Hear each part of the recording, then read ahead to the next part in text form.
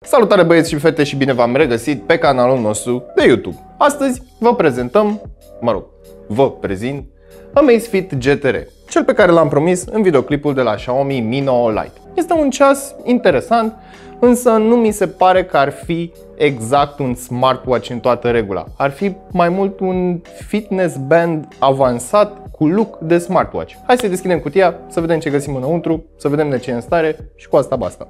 Dar înainte de toate, nu uita să te abonezi și să activezi notificările, iar mai apoi intră pe cel.ro/giveaway pentru a te înscrie în concurs. Avem ceasul aici, iar acum hai să vă prezint și cutia. Avem un ecran AMOLED, ceasul este în stare să monitorizeze continuu bătăile inimii, este rezistent până la 50 de metri la apă, avem Long Lasting Battery Life. Conform site-ului de la Amazfit, acest ceas are o baterie de 410 mAh și ar trebui să țină undeva la 24 de zile cu utilizare mixtă. Vedem mai departe și acest aspect. Smartphone Notifications și Multisport Modes. E bine, dacă stau să mă gândesc, cam același lucru scria și pe banduri. Ultimul pe care l-am avut la review a fost Mi Band 4 și Huawei Smart Band 4. Și pe Mi Band 4 spune la fel că ține 20 de zile și pe ăla am notificări. Nu rezistă la 50 de metri, însă tot multisport, tot continuous heart rate și tot AMOLED display. Avem aici cutie în cutie, este genul acela de unboxing, iar așa arată cutia de la Amazfit. Zici că este o cutie de ceas obișnuit sau de ceas clasic, iar aici avem două simboluri, un simbol de curent electric și un simbol cu papetărie. Ia să vedem. Să nu uit, acest ceas are și magnetic charger, dar nu cred că este wireless, pentru că dacă era wireless, nu cred că am fi avut pini aici. Dar în fine, așa arată și papetăria, iar aici avem încărcătorul. Foarte interesant scrie aici Amazfit, oricum nu o să-l vezi niciodată. Dacă mai țineți minte când am făcut eu review la celălalt Amazfit, care se prindea oribil, nu știu cine și de ce a gândit felul acela de prindere, ăsta se prinde simplu și ușor. Pam! Gata! Atât! E tot ce trebuie să faci. Are o singură poziție în care merge conectat, iar acești pini se pupă direct cu acești pogopins de aici. Ok, măcar atât, dacă nu e wireless, este o soluție mult mai interesantă decât cea de la Verge, parcă se numea. Varianta pe care o am aici în față este cea din oțel inoxidabil, însă există și dintr-un aliaj de aluminiu și din titanium. Fiecare poate să-și aleagă ce material dorește în funcție de preferințe. Cureaua este o curea de silicon care vine cu un strat subțirel rău de tot de piele peste. Oricum, arată destul de bine, aș putea spune, aproape de un ceas mecanic clasic. Totuși, nu se apropie de acel sentiment pe care îl ai atunci când ții un ceas, spre exemplu când ții un cronograf în mână. Este un ceas greu, simți oțelul inoxidabil din carcasă, dar și din brățar. De asemenea, în cazul în care te plictisești, ți se rupe sau nu-ți mai place această curea, o poți schimba cu oricare altă curea de 22 de mm. De asemenea, vine și cu telescoapele acestea care au quick release. 2 hours later. Îmi place faptul că îi pot pune și brățară și curea și nu sunt obligat să le cumpăr pe cele originale de la producător. Iar acum hai să ne uităm în sistemul de operare. Acesta este proprietar Amazfit, însă cu siguranță probabil este tras din ceva open source sau nu pare să fie făcut de la zero, pentru că dacă era făcut de la zero, probabil se mișca mai bine. Și ca să înțelegeți ce vreau să spun cu adevărat, aici am ecranul principal, un swipe în stânga, sunt diferite ecrane, printre care și cel care îți măsoară pulsul. Dar dacă voi observați, are un mic lag atunci când faci tranziția prin aceste ecrane. Ia fiți atenți cum se descurcă atunci când vreau să intru în meniul principal. Bam! Uite! animațiile aici sunt mult mai rapide. Hai să dăm și de status bar în jos. Ia uite ce rapid sunt. Aici avem câteva opțiuni. Lanternă, adică se aprinde ecranul alb și poți lumina după chei sau mai știu eu ce ai tu nevoie. Luminozitatea, pe care o putem selecta manual sau o putem selecta să se facă automat după lumina ambientală. Battery saver, lock și bineînțeles do not disturb. Aici în partea de sus avem și informații despre device, dacă este sau nu conectat, bateria și data. Foarte simplu, foarte ușor de folosit, însă ce nu-mi place la acest ceas este faptul că nu are aplicații. Practic nu pot să-mi descarc hărți sau mai știu eu să văd fotografii și așa mai departe. Am status unde mi-arată ceea ce am făcut eu de-a lungul zilei, adică pașii, cât am mers, câte calorii am ars și așa mai departe, chestii specifice unui smartband, heart rate-ul, tipul de antrenament pe care vreau să-l pornesc, iar aici am o grămadă.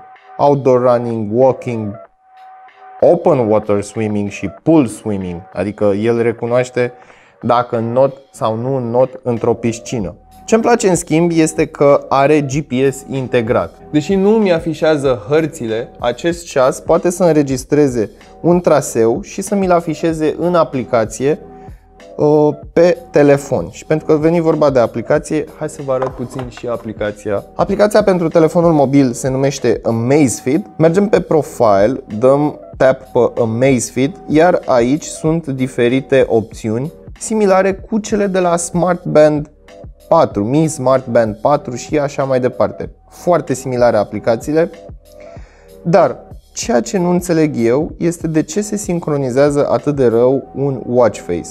Ia uitați, dau sync watch face și până se sincronizează trece o grămadă de timp. Acum îmi spune că se sincronizează, nici măcar nu s-a pornit sincronizarea, abia acum. Și se încarcă, și se încarcă, și se încarcă. Într-un fel sau altul îți crește barbă până când se termină sincronizarea. Până se sincronizează watch face-ul, hai să vorbim puțin despre un fitness band obișnuit. Mă rog, al meu este Mi Band 4. Pot să am diverse exerciții, pot să văd notificările, îmi arată statusul, am heart rate sau bătăile inimii, pot să selectez diferite activități pe care le pot face din punct de vedere al sportului, pot să-mi controlez muzica de pe telefon și practic cam atât. Din punctul meu de vedere, faptul că acest dispozitiv se apropie destul de mult de un ceas clasic nu mi se pare că îl face neapărat să fie un smartwatch, spre deosebire de cele de la Samsung. Adică meniul este cât se poate de simplist, îmi arată muzica pe care o am pe telefon, însă nu pot să downloadez muzică în el pentru că nu are memorie internă și nu pot să conectez, de exemplu, căștile direct la ceas și să mă duc să alerg prin parc fără să mai îmi iau telefonul după mine. În rest sunt pur și simplu funcții de bază, cum ar fi alarmă, notificări, remindere și așa mai departe. Avem și o busolă digitală cumva, care se mișcă destul de răuț, aș putea spune, spre deosebire de cele pe care le-am mai văzut la alte smartwatch-uri sau cele digitale de pe telefoanele mobile. După cum puteți vedea, animația este destul de sacadată și mi se pare, nu mi se pare o chestie rea, dar ar fi putut să fie ceva mai bine, pentru că așa arătau că ei acordă atenție detaliilor.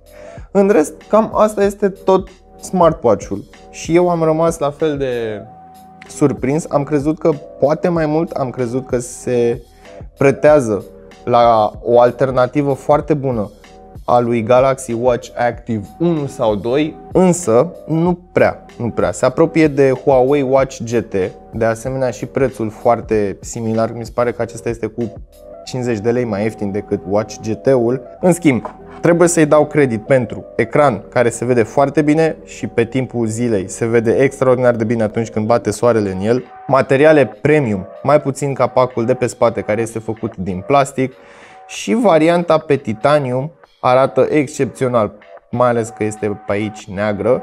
Iar dacă după aia îți cumperi aftermarket o curea frumoasă de piele, e bine, ai un smartwatch foarte elegant și se pretează și la costum și casual și când te duci să înnoți și când te duci să faci sport și așa mai departe.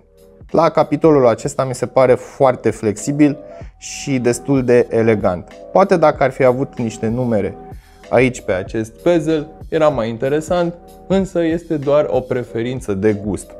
Sunt cât de cât impresionat de acest produs, însă nu sunt dat pe spate pentru că nu mi se pare un smartwatch smart. În concluzie, Amazfit GTR este un dispozitiv destul de interesant, însă, din punctul meu de vedere, nu consider că este suficient de mult pentru a-l numi un smartwatch în toată regula.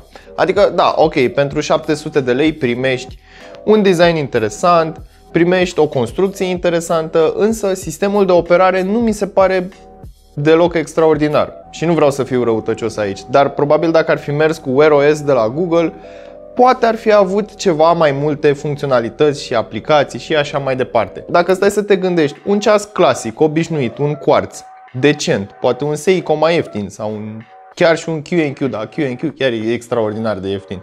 Un Casio, să zicem. Un Casio este undeva la 250-300 de lei și primești o brățară de inox și o carcasă de inox. Asta înseamnă că ai cumva un produs cât de cât bine construit, chiar dacă mecanismul dinăuntru este probabil un quartz ieftin. Plus, ia în considerare un smartwatch chinezesc.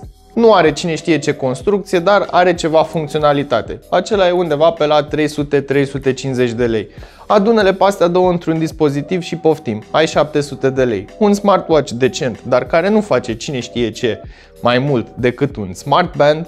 Și pentru că vorbeam de smart band, există Amazfit Beep, un smart band watch. Este o combinație între cele două pentru că este mic, pătrat și seamănă cu un ceas, dar e mai mult un smart band. E bine, și acela are GPS integrat. În final, rămâne decizia ta dacă te alegi să cumperi un smartwatch sau un smart band. Însă, după cum am menționat și mai devreme, din punctul meu de vedere, nu mi se pare chiar atât de smart acest GTR.